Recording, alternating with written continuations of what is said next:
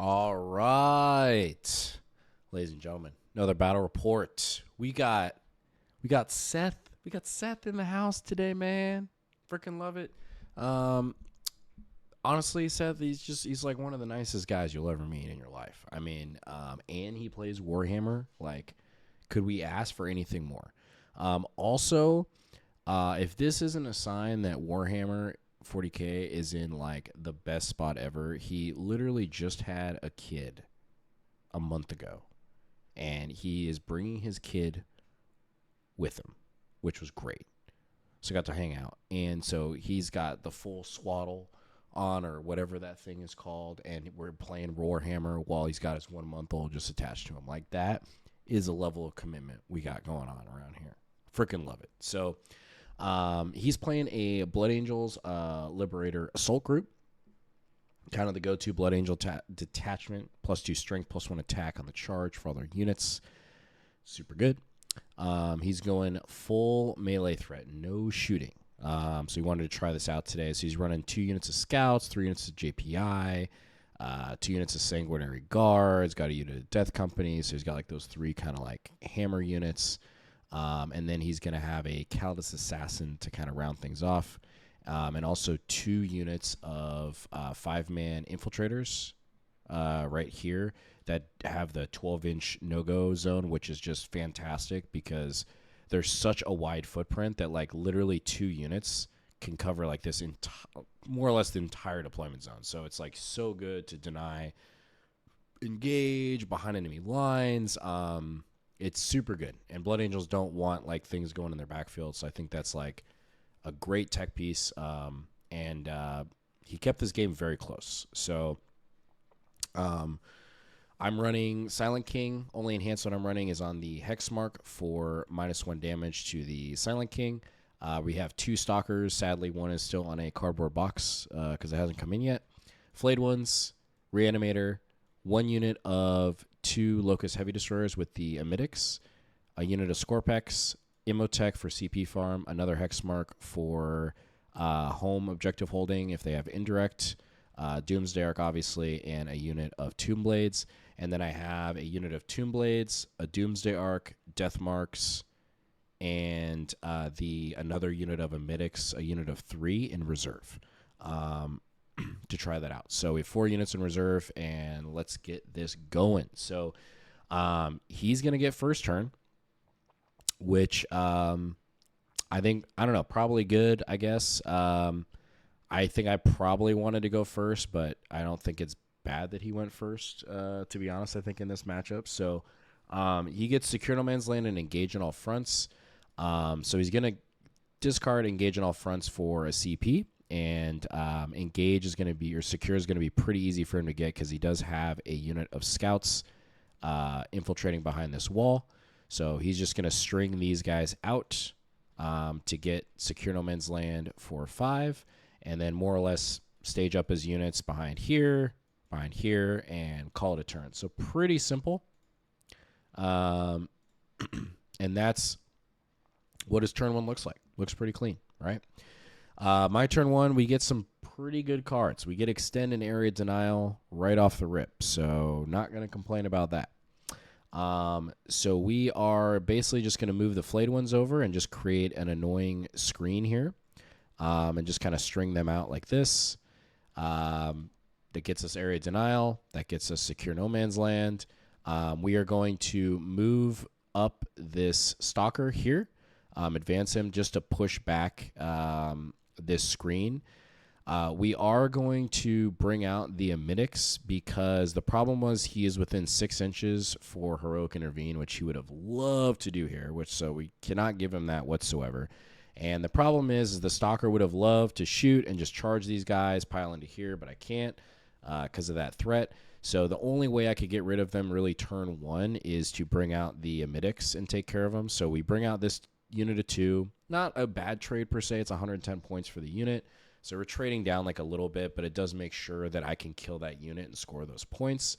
So they're going to come out here, draw a line to these scouts, and then basically all I'm thinking about at this point going into the turn 2 is Blood Angels. It's nasty because everything flies. So it's extremely hard to get I mean, you can do some move blocks and create some awkward situations, but it's definitely a little bit harder to screen against Blood Angels than it is against like World Eaters and some other armies.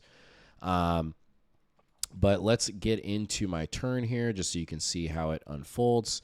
So that's more or less the turn. Move up the Stalker, make sure he's off the point. We're going to move up the Silent King. I wanted to move him up over here, but we did need to complete this screen the first turn since I'm going second. So he kind of just had to shift over here, unfortunately, but not the end of the world because I can't afford to have any of these units connect. So if you see how we're staging this here, I'm basically creating this wall of just a ton of cheap stuff. And I measured it so if he even gets an advance, it makes it super awkward for this unit to land anywhere. So they can't advance and land back here. This is all 1-inch screened right here.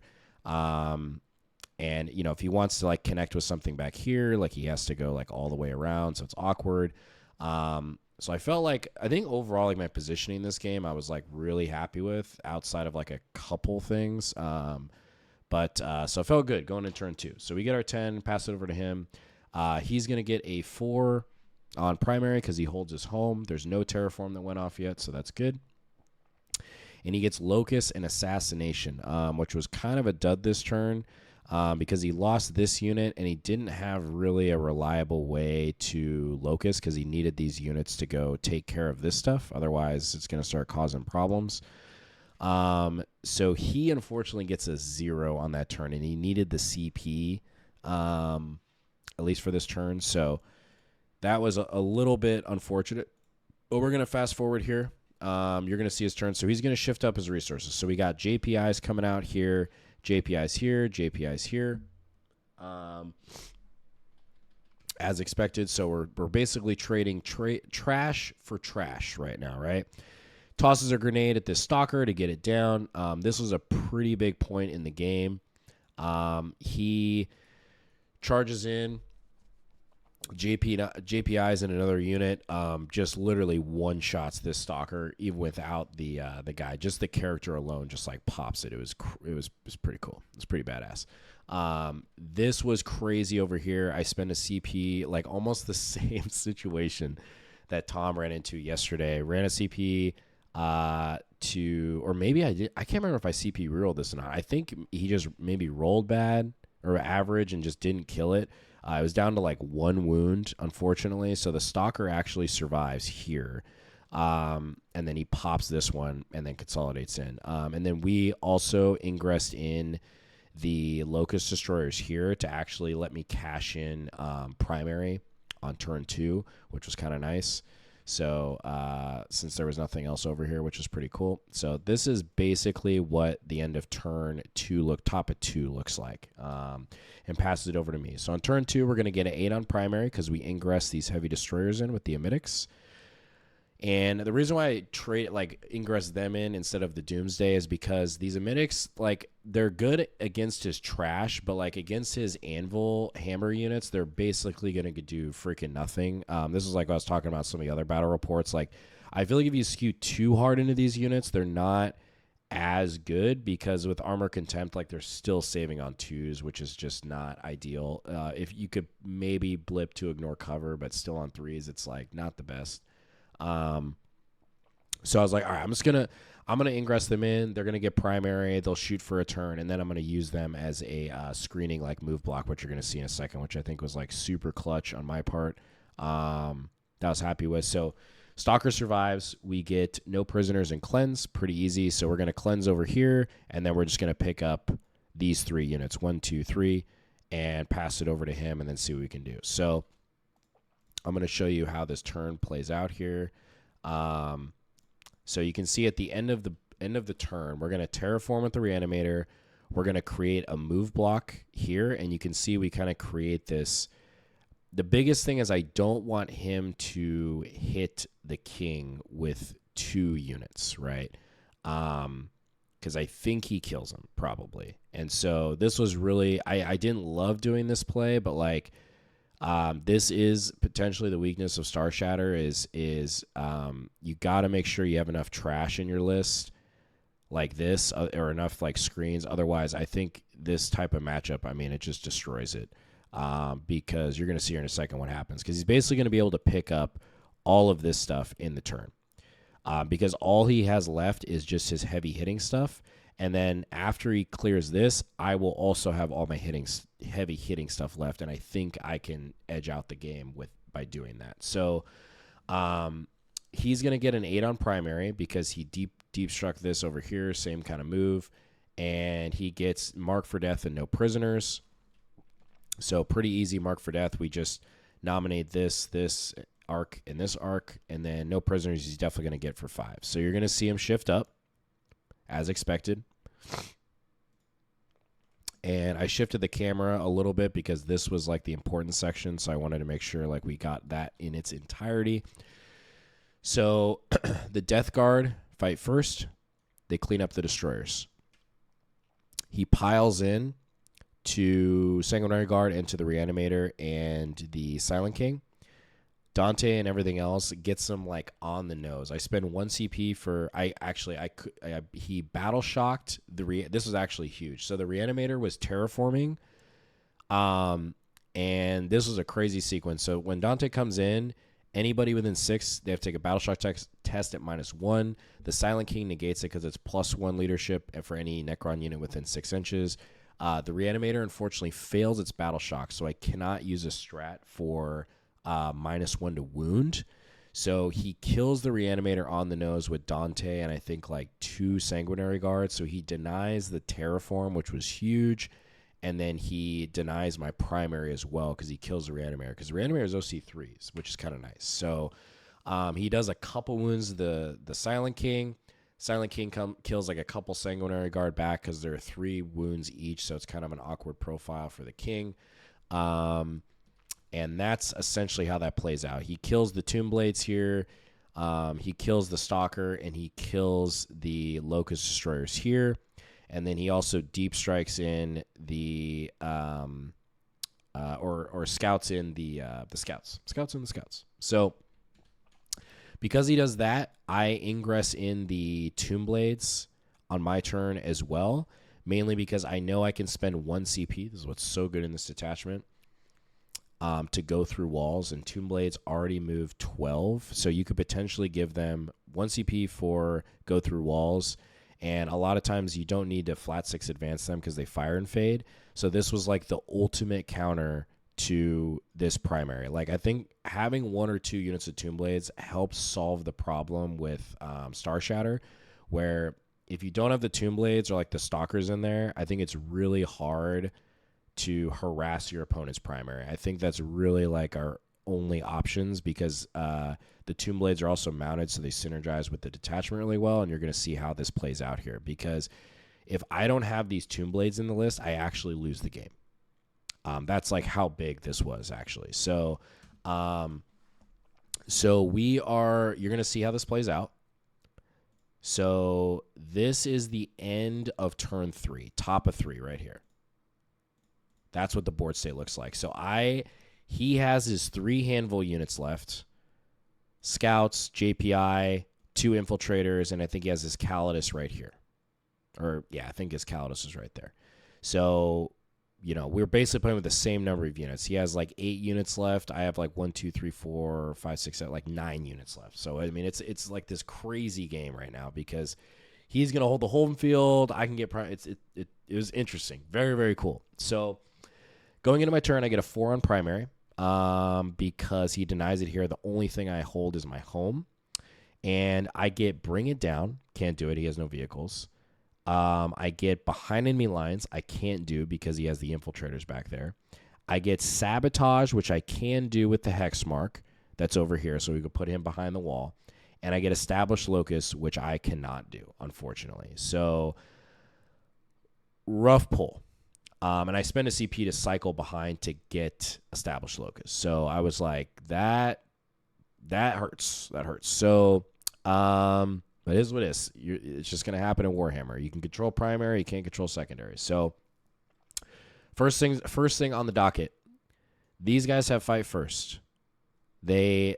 Which was a huge pain because it basically just neutralizes the Scorpex.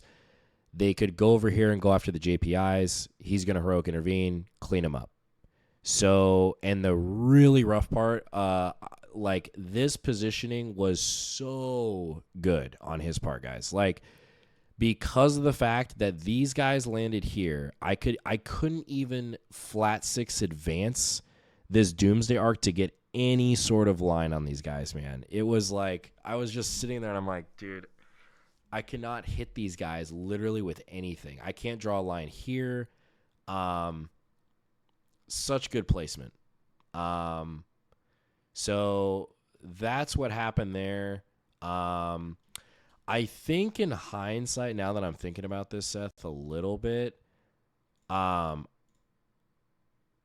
I think this might have changed things a little bit because I know he rolled, because the thing is the 7, he based right here, and I think he consolidated up towards this wall, which he wouldn't have been able to do because he wouldn't have consolidated on a point or an enemy model. So I think in hindsight, correct me if I'm wrong, but I don't think he would have been able. I don't think Seth, you would have been able to get on the wall like that. But I could be wrong, but it's totally fine. I mean, either way, it was cool. It was cool to try to like figure out this puzzle a little bit, like hypothetical if they did end up there. So anyways, couldn't shoot him with anything. So I'm like, literally this whole unit is right there, and I have absolutely no way to interact with them. I cannot charge them with the Scorpex. I can't do anything here. I can't shoot them with the Doomsday Arc. Like, they are literally untouchable. It's actually hilarious. So I'm like, I know for sure you're going to take my home field. You haven't drawn Overwhelming Force yet. So this is what we're going to do. We're going to bring the Tomb Blades. We're going to spend 1 CP, and we're going to yeet them over here. They're going to go, I think they rolled a 1 on their advance, which was still okay. They move 13 inches. They fire and fade, so they move 19 inches. We get 6 OC on this objective. We deny his primary, and we deny his terraform. This single unit alone won me the game, pretty much, if you think about it, because that's a 10-point or a 12-point swing right there. So I'm going to show you how this played out here. So this is more or less the turn. Hexmark goes back here. Death marks like move over here. They're going to fire here. We're basically going to clean up this unit. We're going to try to kill as much as we can here. We're going to spread out all these resources and just be off the point because no matter what he's taking it, there's just no way around it. And then he's probably just going to go after the Doomsday Arc because he wants to tag it as a blast weapon, and then he neutralizes it again, right? So that is pretty much the turn. So we're going to pass it to him, top of 4. And let me see, is he moved yet? Okay. So this is top of 4. So now he's going to he's still got some Death Company left. He brings the Sanguinary Guard over here. These guys come over here. These guys come over here to deny this. And he gets behind enemy lines and extend battle lines. So he's got behind for 1. He's already got extend battle lines. So easy pull. He gets an 8 on primary because he holds this objective and he held this objective here. And then he's going to attempt to terraform with the Calidus right here. And he's going to hold this objective on his turn 4. So he's in a good spot right now with primary, right? So he is going to charge in, and this definitely helped a little bit in the game. He does not roll well. He whiffs pretty bad on the wound roll here and gets a Doomsday Arc down to 3 wounds. He misses his charge here. I think this was one of the biggest errors, I think, for Seth in the game, is he tried to do a dual charge on the Hexmark, and he needed like a 6, I think, and he rolled like a 4, and he was out of CP, so he couldn't re-roll it. And I think there was a situation where he could have just, he could have, I think, just charged the death marks, and then if he got a high enough roll, they could have maybe piled in, because he flies, piled in with at least 1 Sanguinary Guard and potentially killing the Hexmark. I mean, it's a big if, but I think definitely the smarter play, just charge the Hexmarks. Maybe you get the pile in. If not, at least you tag the Hexmark and can get rid of them. So that was pretty big. So they're just chilling there. And he whiffs the roll here, which was huge, because now it gives me the option to heal this back, and I could potentially actually take this as primary going into my turn. So I spend a CP. to auto pass the Tomb Blades. I need a 3-up on Reanimate to have OC6. I roll a 1. I'm like, no. So I only have OC4 on the point. He's going to hold it. So I just get a 4 here on primary in my turn 4. And we get Mark for Death, recover assets. I'm like, are you kidding me? I cycle recover, or Mark for Death, sorry, and I get Overwhelming Force. And I'm like, okay, that's fine. It's fine. Because I'm looking at the board state, and I'm like, all right, well, I can't kill these guys because there's no way. I have to fall back with the Doomsday Arc to deny the Terraform here from the Calidus. And then the Scorpex are going to move out. They need to connect here like a 6-inch charge to try to kill this unit for Overwhelming Force. And then these units are just going to stay here and just do some chip damage and just be annoying. That's the best that I can do. It's such a weird board state, like so weird. And then these death marks are going to come out, and we're just going to basically clean up the Sanguinary Guard. So basically the goals for the turn, kill this unit, and that's the best that we can do. So we kill one. The problem is we kill the one that is not on the point. So the Scorpex, unfortunately, whiff. They only kill 4 guys. 1 is left. Denies the Overwhelming Force. Unfortunate. So pass it over to him. He is going to get a 4 on primary because he holds this one. Actually, wait. No. What am I missing here? He would have had an 8 on primary. So it would have been 63-68, so even closer. So my apologies, Seth. You would have had, I think, yeah, you would have had 8, right? Unless, did they battle shock? No, they didn't battle shock. He had 8. He had 8 on his final turn. So I apologize, Seth. Should have been 60, well, a lot closer, 63-68. The Scorpex charge in, yeah, right. Go in here. Okay, so basically on his turn, he gets defend, storm hostile. So he storms this, and that's pretty much the turn. I can't interact with this. And then basically in my turn, we get storm hostile and defend. So we're basically doing the same thing here. And then that is the game. We hold this one, we hold this one, we hold this one, and then terraform. So 15 on primary at the end, and then storm and defend for 7. And then finish it up 68-63 to the Necrons. Very close again. Very close games.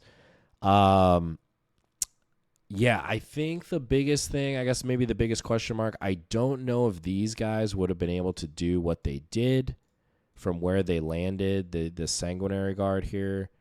Yeah, because where he charged, yeah, because there wouldn't have been any way to, like, yeah. So maybe a slight oopsies. It's all good. And, yeah, I think as far as on the Blood Angel side, I really liked his list. I think it played really well. I think the biggest things is, like, just rolling the charge on the death marks, I think was kind of a mistake. I think I don't know if it's really, like, game defining. I think what was really game defining is these 2 units here, when they connected, let's see, where is it at? The Sanguinary Guard here. Like, by this living and this living was huge. Like, that definitely helped. If he would have just even rolled a little bit better on these saves here, I think that my best case scenario, I think I still, if this Doomsday Arc is still alive, I think I can still take it just because the Tomb Blades could then res and then fall back and go deny this one because they have the movement for it, and then you still shift up the Scorpex to try to kill this unit. But yeah, I think the changes in this list, I mean, it felt really good in this match too. I think having the 2 units of Tomb Blades provides a lot of utility. And if I didn't have them, like, I would not have won this game. There's not even a chance. So yeah, I think this will be the final Starshatter list for teams on Wednesday. All right, I think this is it. So thank you for watching, y'alls, and shameless plug. If you liked it, please subscribe, like it, drop a comment of what you would like to see, maybe something you'd like to see me add. And yeah, I just appreciate you watching. So, till the next one.